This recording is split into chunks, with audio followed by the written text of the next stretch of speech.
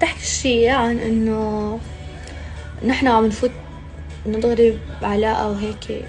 فأنا بدي أوضح شي، إنه الشباب صايرين مصلحجية أكتر من البنات. إنه أنا بعرف البنت.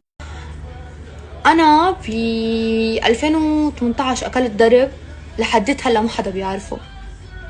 الضرب هو ما في أنا أقلكن مين هو الشخص، بس فيني أقلكن شو صار معي. أنا جاني مبلغ 40,000 دولار، أوكي، ب 2018.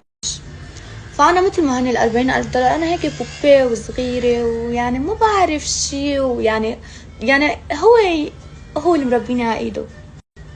فأنا جيت المصاري كمشتهم مثل ما هن حطيتهم على الطاولة، قلت له جيب لي فيهم سيارة، جيب لي فيهم سيارة. جبت رانج روفر ايفوك على أساس إنه حقق 40,000 دولار. بعمل حادث بعد فترة صغيرة يعني، واخدها على التسليح. بيوم بيقول لي اول شي يعني بيقول لي انه ما بدي شو بيطلع حكي. فالمهم عرفت انه هو ما بيطلع ولا نص المبلغ حتى اقل، والموتور حتى مش حتى يعني الموتور مش للسيارة يعني مغيرينها ما بعرف شو يعني اللي هو يعني ما بتسوى شي. الفيديو الكليب تبعي اللي عملته انا يلا ولا هالليلة نفس الشي كان تعملني فيها ضرب، اللي هو كانت هيدا الشخص قابله.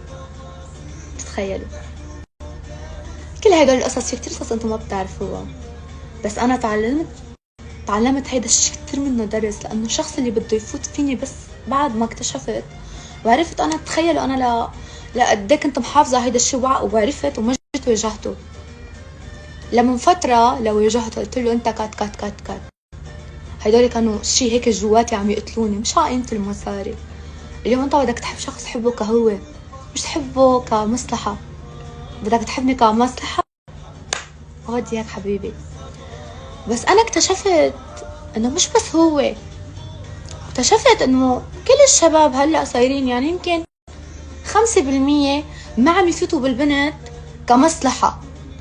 يعني كمصلحة اللي هي انه نحن بطلنا بدنا سكس. الشباب بطلوا بدهم سكس، نو نو نو، مش سكس. صاروا بدهم كتير قصص، صاروا بدهم غير شيء. يعني ما يعني ونحن خاصة البنت بخبركم بعد شيء، البنت اللي ما عاشت حنان الام والبي والاخوة وما عاشت هيدي وما حدا كان عطيها حنان، تتعلق بحيلا شاب عطاها حنان. ان شاء الله يكون ابن 60. اوكي، هيدا الشي مش بايدنا. كل بنت مثلي، كل بنت ما عاشت حنان الاب والاهل وهيدا الشي دغري بتتعلق. انا كبنت كأنا انجي خوري انا ما بحب. انا شاب اللي بيعجبني بدهار معه، بس صراحة بدهار معه وخلص، بنبسط وخلص. لانه ليه بدي حب؟ ما في حب اصلا عن جد. ما في شاب، انا لحديت هلا ما في شاب. يعني انا يمكن اضع واحد بحياتي كان منيح، كان ابن حلال، والباقي كلهم اخوات شرموطة. فنصيحة لكل بنت، حبيبتي اللي بيعجبك ظهري معه وما تحبي.